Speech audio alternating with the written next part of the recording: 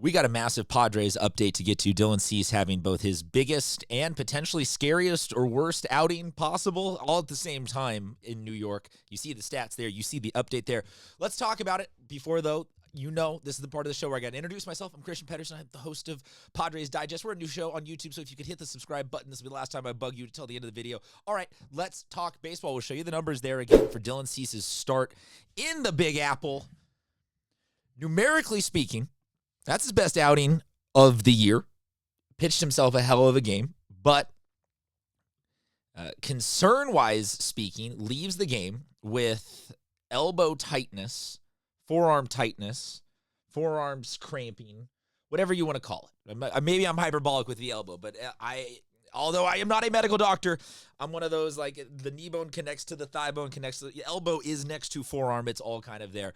Like I said, maybe I'm being hyperbolic. Let's talk about Cease, what this injury means or non-injury means, him having this. Let's just kind of unpack all the emotions from this day in the Bronx. You see right here, John Silva on X coming up with a little bit of a John Boy level lip reading, saying my forearm cramped. That's what he said as the training staff goes out to check on him.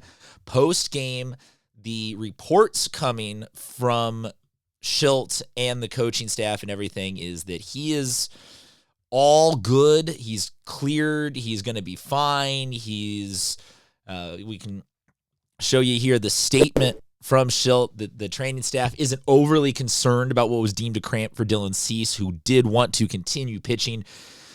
Also, Jackson Merrill update that he's fine after getting hit in the elbow. This video, not about Jackson Merrill. There are others that you can go check out on our channel. We've got all this stuff covered for you. But the Cease thing,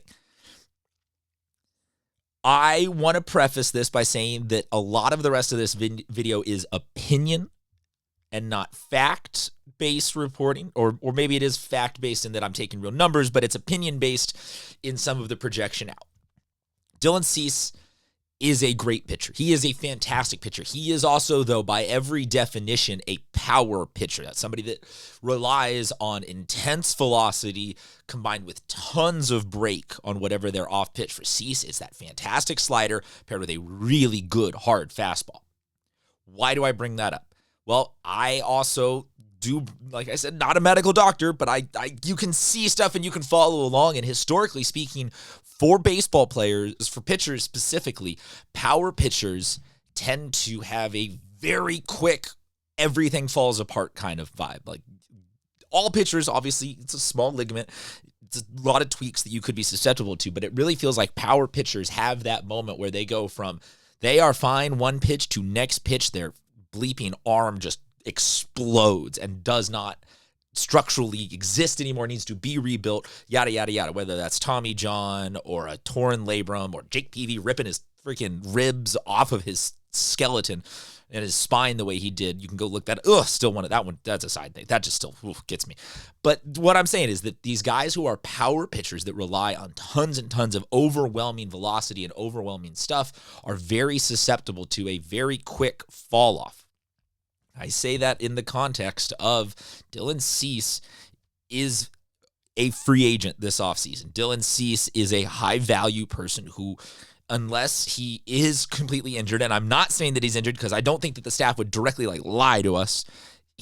Say he is fine, say he's going back out there. He's still somebody, though, who, as a starting pitcher, is at the zenith of his value potentially right now through this coming offseason. And there's been plenty of talks about, is he the star, the ace of the rotation? Is King the ace of the rotation?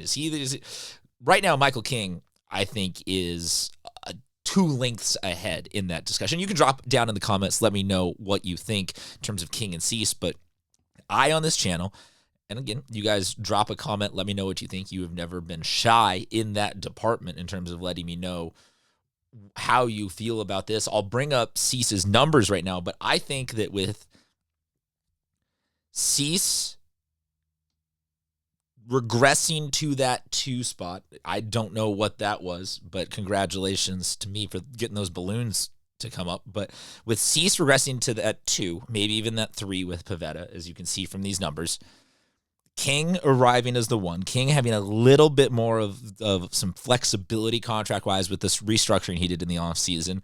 All of those check in the favor of Cease's asset value is at its highest as a trade and not as a crazy overworked restructured deal or somewhere where he's just going to walk because there's no even if we can get a qualifying offer on some sort of restricted free, like there's nothing there that is an equal value to contribute to the team right now. His value is ride him all the way out through this season just to be like, hey, we needed him as a piece to get us to a World Series.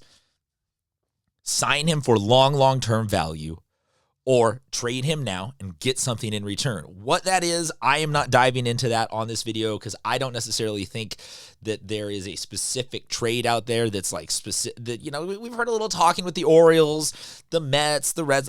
I'm not diving into that on this. We've got other videos where I don't think the scenarios have changed. You can go check out the previous content I've had on the Cease, like trade talks. But seeing a forearm cramp and knowing that he's a power pitcher, it's interesting to me that also comes, though, at his best game that he's throwing of the season. So all of this could be for naught. He could have just been,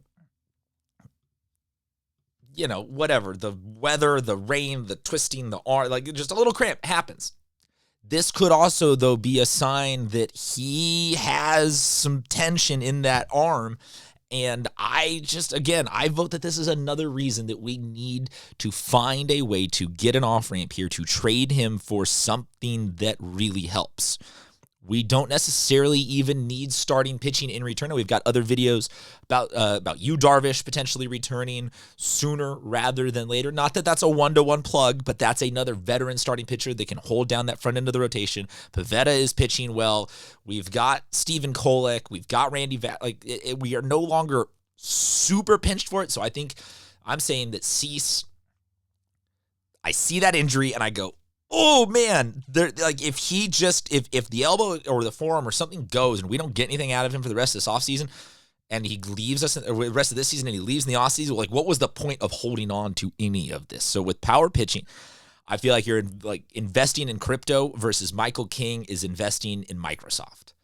Maybe a little less rise and return on this one. Maybe Cease is more up and down and all over the place and could have higher highs. Obviously, has thrown a no-hit. Like, is this great pitcher? But I will take the slow and steady rise as the guy who I'm going to build my rotation around. And the other guy, if he wants to stick around and take some cheap deal here in not $2 million a year, but if he wants $20 million a year, I don't see it, especially since you have to be really nervous with just the way that he pitches about that kind of stuff. So let me know what you think. Is this me just being completely hyperbolic and overreacting? Is this a sign of something where you're also kind of worried and thinking that it's time to get rid of him? Or is this a sign that he threw his best game and that he is headed in the right direction and he's figuring all the numbers out? Either way, no matter which avenue it is, I just think it's really interesting that all of this overlaps into one game for Dylan Cease, that he is throwing his best game.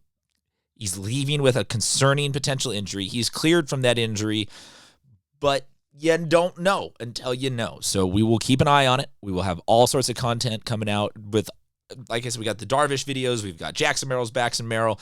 We got everything going on the channel. So if you could hit that subscribe. Also, drop a comment. Let me know what you think on the Cease situation. It is much appreciated. We'll talk to you guys soon.